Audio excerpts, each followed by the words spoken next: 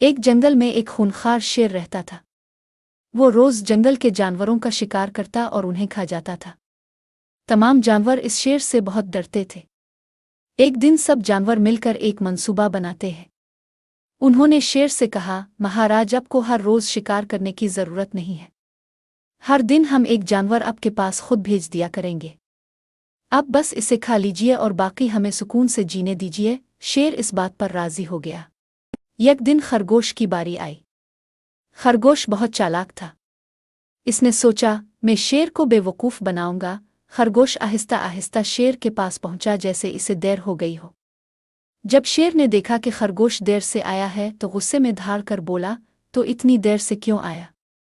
میں تجھے ابھی کھا جاؤں گا۔ خرگوش نے کہا، مہاراج، مجھے دیر اس لیے ہوئی کیونکہ راستے میں ایک اور شیر مل گیا تھا۔ وہ کہہ رہا تھا کہ یہ جنگل اس کا ہے اور وہ اب سے زیادہ طاقتور ہے۔ یہ سن کر شیر غصے سے بولا، کہاں ہے وہ؟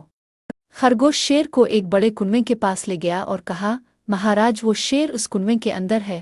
شیر نے کنویں میں جھانک کر دیکھا تو اسے پانی میں اپنا ہی عکس نظر آیا۔ شیر نے سوچا کہ یہ دوسرا شیر ہے۔ غصے میں شیر نے زور سے دھاڑ ماری اور کنویں میں گونج پیدا ہوئی۔ شیر نے سمجھا کہ دوسرا شیر بھی لڑنے کے لیے تیار ہے۔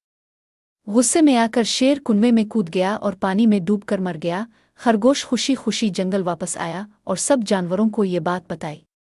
سب جانور خرگوش کی عقل مندی کی تعریف کرنے لگے اور جنگل میں پھر سے سکون ہے۔ سبق: عقل اور ہوشیاری طاقت سے زیادہ اہم ہوتی ہے۔